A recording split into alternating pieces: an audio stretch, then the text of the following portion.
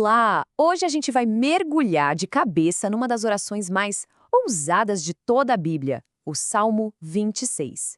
Já parou para pensar o que significa viver de uma forma tão íntegra a ponto de pedir para Deus julgar sua vida com base nela? E a pergunta que esse salmo joga no nosso colo é justamente essa. E ela é bem desafiadora. Alguém aqui teria coragem de chegar para Deus e falar: Senhor, pode me julgar pela minha integridade? É uma ideia que, de cara, já mexe com a gente. O que deixa tudo ainda mais intrigante é o contraste com o salmo que vem logo antes. Olha só, no Salmo 25, Davi implora: perdoa a minha iniquidade, porque ela é grande. Aí, um salmo depois, no 26, ele diz: faze-me justiça, Senhor, pois tenho andado na minha integridade. Ué, como é que a gente junta essas duas coisas? Pois é, essa contradição aparente nos leva direto para o primeiro ponto, o pedido ousadíssimo de Davi.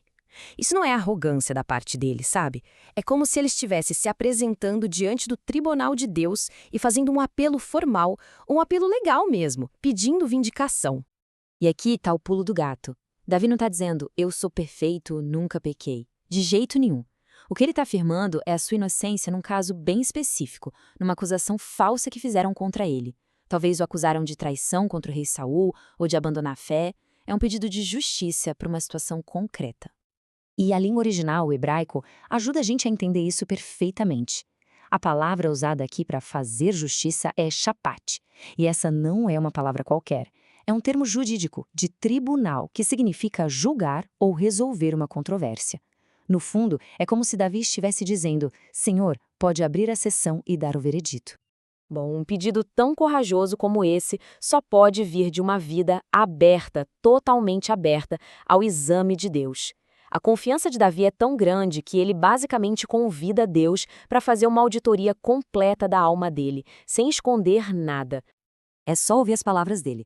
Examina-me, Senhor, e prova-me. Sonda o meu coração e os meus pensamentos. Uau!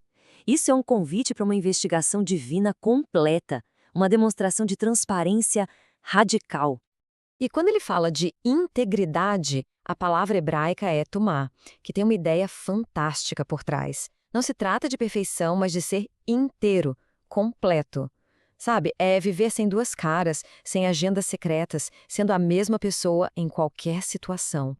E para a gente ter uma ideia da intensidade desse exame, a palavra que ele usa para provar, tesaraf, é o mesmo termo usado para refinar metais preciosos no fogo, queimando toda a sujeira, toda a impureza.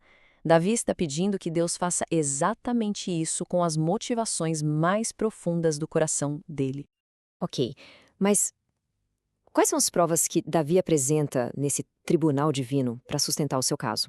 Ele baseia sua defesa em duas atitudes fundamentais: se afastar do mal e se dedicar a Deus.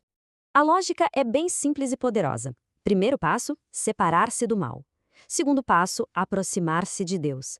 Esses são os dois pilares que sustentam a vida de integridade que ele descreve. Falando sobre se separar do mal, Davi é bem prático. Ele diz que não se assenta com gente falsa, que não anda com hipócritas, a palavra hebraica aqui é naalamim, que significa literalmente os que se escondem. E se assentar aqui não é só estar no mesmo ambiente, significa compartilhar valores, participar dos mesmos esquemas. E claro, isso faz a gente pensar, né? Trazendo para a nossa realidade, no nosso mundo, com quem é que a gente se senta? Onde e com quem a gente compartilha os nossos valores? Essas assembleias de hoje em dia vêm de várias formas, né? Podem ser as nossas amizades mais íntimas, os influenciadores que a gente escolhe seguir na internet, as parcerias de negócios que a gente faz e até o tipo de entretenimento que a gente consome. Agora vamos ver o outro lado da moeda da integridade, a devoção. Davi usa a imagem de lavar as mãos em inocência para poder se aproximar do altar de Deus. A imagem é a de um sacerdote se purificando ritualmente, o que nos lembra que uma vida moralmente limpa é o que nos prepara para adorar a Deus de verdade. Ou seja, a adoração verdadeira brota de uma vida íntegra. E a motivação não é o medo de ser punido, mas um amor profundo pela presença de Deus. Davi busca a pureza porque ele deseja, ele anseia por essa intimidade com o seu Criador. Com essa base de integridade bem estabelecida, a oração de Davi fica ainda mais intensa. E a gente percebe que o que está em jogo aqui é nada menos que o destino da sua aula. O grande medo dele está expresso aqui de forma muito clara. Não colhas a minha alma quando os pecadores, nem a minha vida quando os sanguinários. O terror de Davi era ser varrido junto com os maus no dia do juízo final. E esse contraste entre os dois caminhos fica gritante.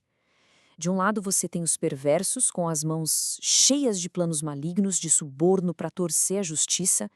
Do outro lado, o salmista, que procura andar em integridade e que sabe que depende totalmente da misericórdia de Deus. E assim a gente chega na conclusão do Salmo. Aquele apelo, aquela defesa toda, agora dão lugar a uma confiança serena. A gente vê que uma vida íntegra gera uma estabilidade que leva à vindicação final. Davi declara com toda a confiança: o meu pé está firme em terreno plano, nas congregações bendirei o Senhor. A integridade nos dá um chão firme para a gente pisar, um lugar seguro, mesmo quando tudo ao redor parece uma tempestade. Só que tudo isso levanta uma questão ainda mais profunda. A integridade de Davi, embora fosse real para ele, na prática ela funciona como uma sombra. Ela aponta para uma realidade muito maior.